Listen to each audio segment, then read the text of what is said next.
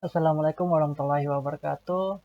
Perkenalkan, nama saya Kausar Faizi Alhamidi, NIM 220605110162.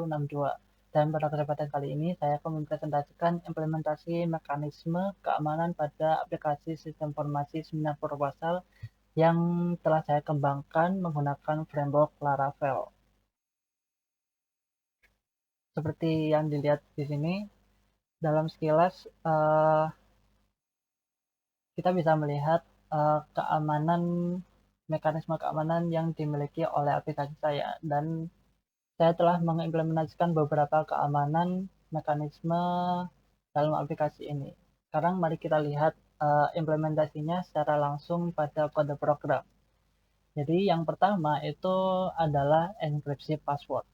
Jika kita lihat pada model user saya di aplikasi Laravel ini, saya memiliki atribut password yang saya casting dengan hash.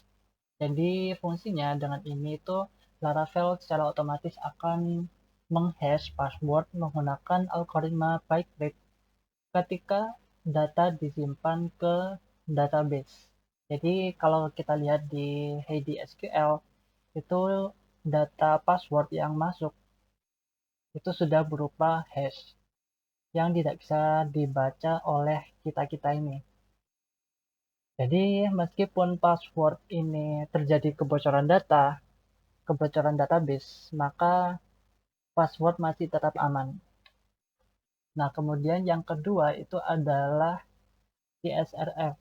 Jadi kita bisa buka di form loginnya, dan kita cari CSRF, CSRF, CSRF. Jadi ini adalah uh, proteksi proteksi untuk menggenerate token secara otomatis oleh Laravel dan divalidasi setiap melakukan method post atau setiap melakukan request post. Jadi ketika kita lihat di browser dan kita inspect di sini,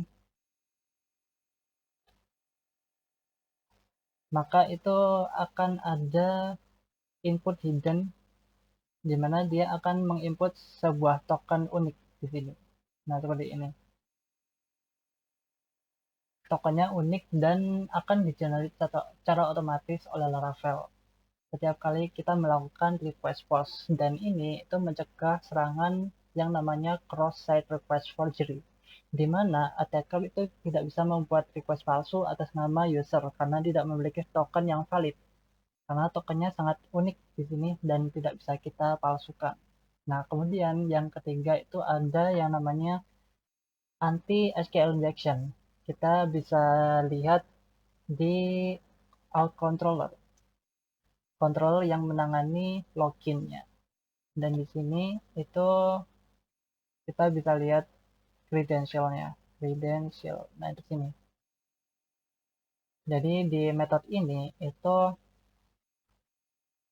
semua query eloquent di Laravel menggunakan prepared statement secara otomatis. Jadi artinya input dari user tidak langsung dieksekusi sebagai SQL query, melainkan dibinding sebagai parameter seperti ini.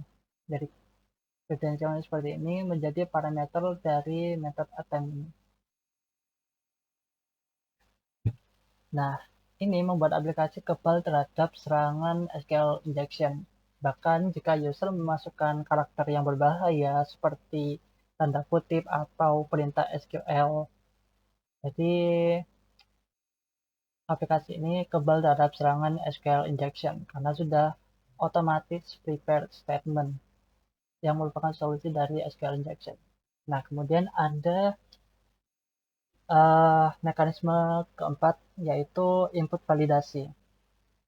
Jadi input validasi itu ada di out controller juga, yaitu ada di validasi. Nah, di sini request validate input, validasi input. Jadi di sini email itu harus berformat email, dan password itu harus berupa string dan minimal harus memiliki 6 karakter. Nah, jika validasi ini gagal, maka Laravel secara otomatis mengembalikan error. Error di sini return back with error. Email atau password itu salah. Nah, seperti itu. Email atau password. Nah, ini mencegah input yang tidak valid atau berbahaya masuk ke sistem.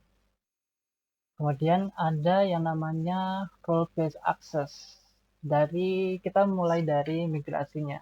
Dari migrasinya itu kita menggunakan atribut role, jangan enum. Jadi hanya ada admin, dosen, dan juga mahasiswa yang diperbolehkan untuk mendaftar.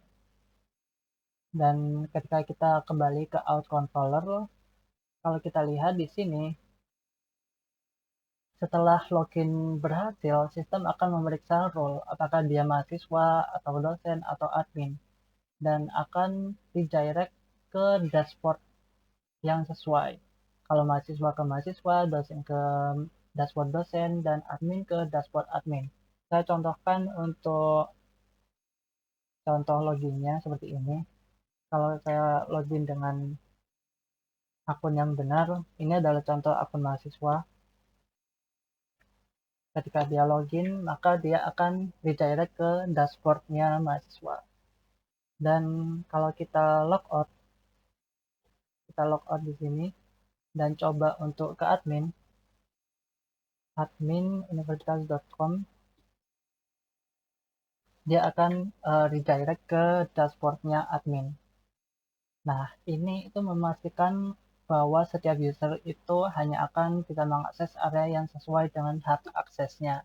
Jadi ini adalah contoh untuk rule based access atau RBAC.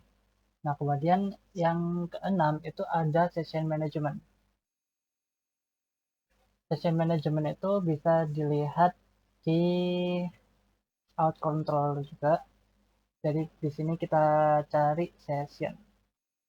Di sini ada 3 metode, yaitu yang pertama ada regenerate, yang akan mengenerate session ID yang baru dan mencegah serangan session fixation.